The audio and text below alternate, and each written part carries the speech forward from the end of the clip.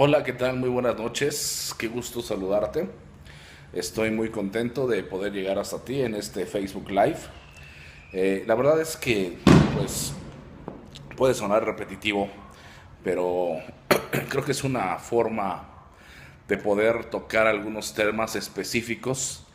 Creo que de una manera práctica, esa ha sido la intención, de una manera bíblica, que es lo principal. De nada me sirve o de nada nos sirve a ninguno de nosotros el hablar y hablar y hablar sin un fundamento bíblico.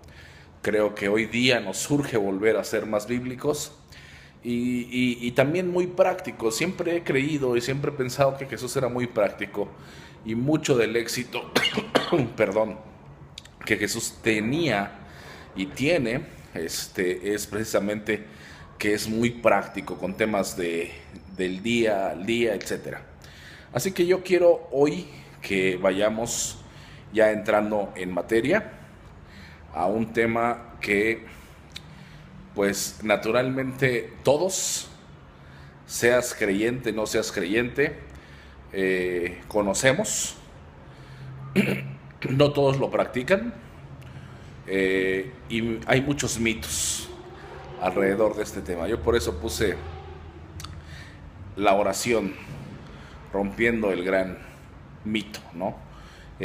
Creo que es muy interesante acercarnos a lo que es la oración a la luz de la enseñanza de Jesús, a la luz de lo que dice la Biblia, y esa es la intención en esta noche. Así que yo quiero pedirte que entremos en materia. Vamos al Evangelio de Lucas, capítulo 11, el versículo 1, y es un pasaje muy conocido. Si tú eres católico o no eres católico, cristiano, lo que seas, tú conoces, tú y yo conocemos el famoso Padre Nuestro. Pero ¿de dónde viene el Padre Nuestro? Hay cuestiones muy interesantes. Mira, déjame comentarte lo siguiente. El Padre Nuestro no es más que una oración que Jesús modela a los discípulos. Es decir, rompamos el primer gran mito. Jesús nunca les mencionó que tenían que rezar. Jesús nunca les mencionó que tenían que repetir palabras o repetir frases. Discúlpame, amigo católico, probablemente no te guste esto que estás escuchando, pero es la realidad bíblica y te invitaría yo que abrieras tu Biblia, la cual es igualita a la que tengo yo aquí, y podamos estudiarlo de manera muy sencilla. Jesús nunca menciona que la oración tiene que ser una serie de repeticiones. Jesús nunca menciona tampoco que la oración tiene que ser totalmente litúrgica, totalmente aburrida, totalmente pues distante, a veces la siento, ¿no? Aburrida y demás. Seamos sinceros, y perdónenme aquí muchos, pero yo recuerdo cuando era niño, hace algunos ayeres, la reunión de la semana en la iglesia que menos afluencia de personas tenía eran los viernes de oración, y se juntaban a lo mucho 5 o 6. Y entonces resulta interesante porque por qué razón la gente o a la gente no nos gusta orar. Seamos sinceros, yo sé que me pueden decir, oye, es que la Biblia dice orad sin cesar, la Biblia dice sí, pero vayamos a unas cuestiones prácticas. ¿Qué es lo que Jesús está diciendo? Y te voy a pedir que si tienes alguna pregunta relacionada a la oración, me la dejes aquí y vamos a darle respuesta, ya sea en vivo, si lo hacemos durante esta transmisión, o en el canal de YouTube, ¿vale? Vayamos a lo que es este pasaje. Fíjate, dice: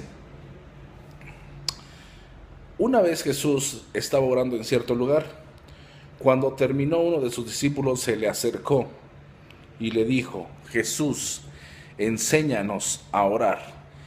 Y me llama mucho la atención lo siguiente: ¿por qué le piden a Jesús que les enseñe a orar cuando ha estado ya un tiempo considerable con ellos y han visto muchas veces que Jesús ora.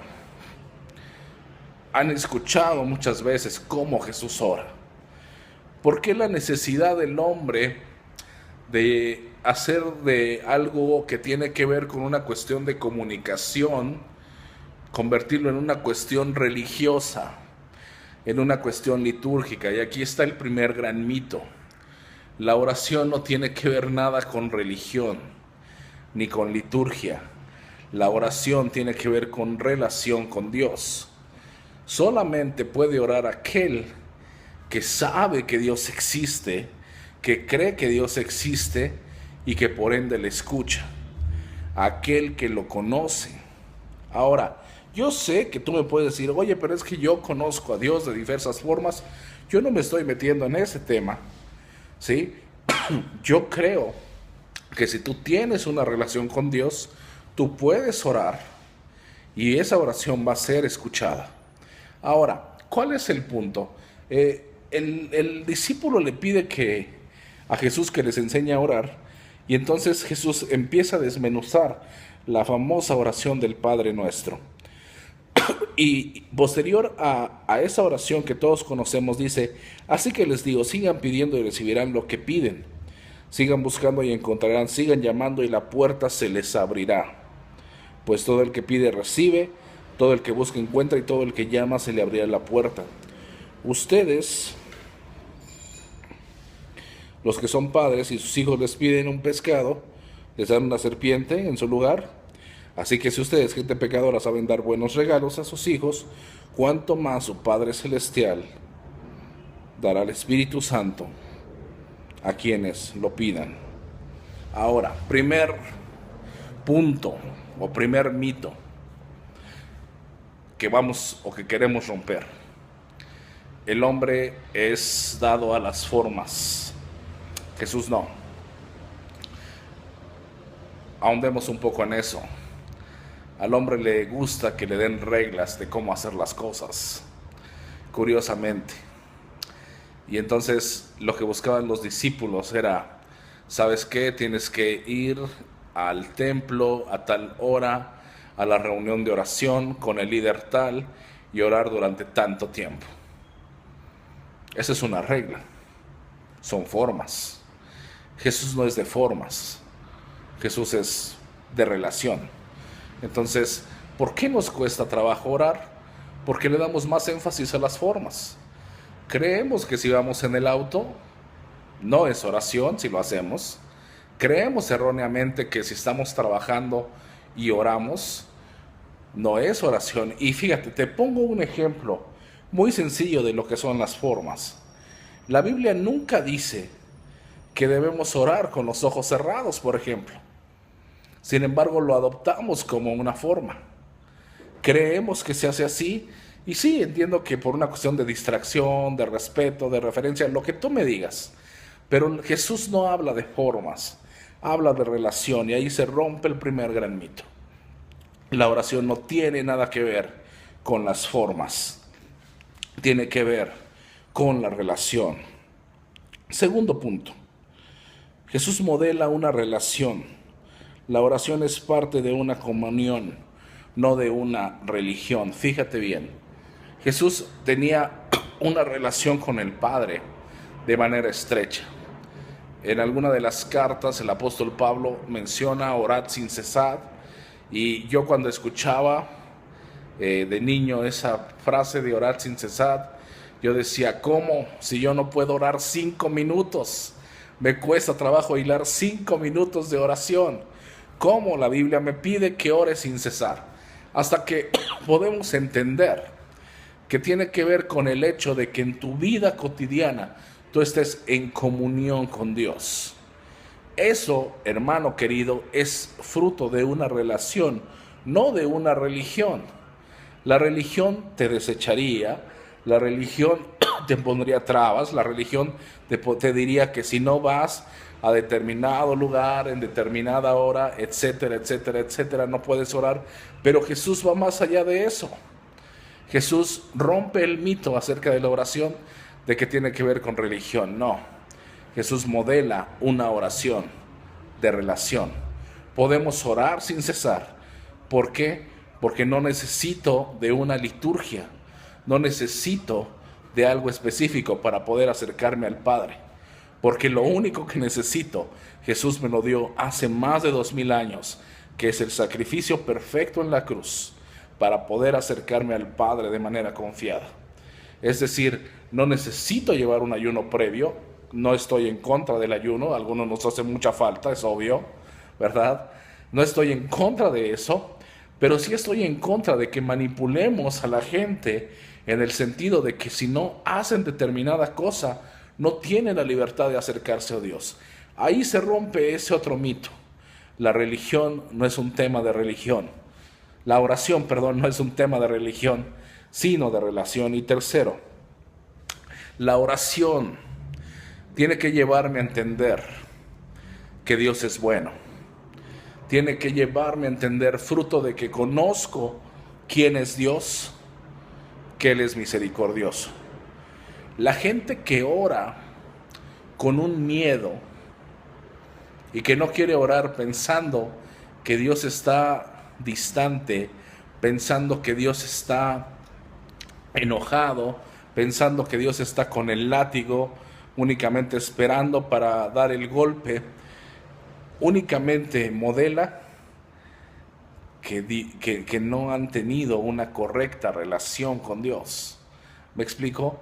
Se han dejado llevar por lo que la religión, la doctrina, la secta, perdónenme, el movimiento, etcétera, etcétera, etcétera, dice.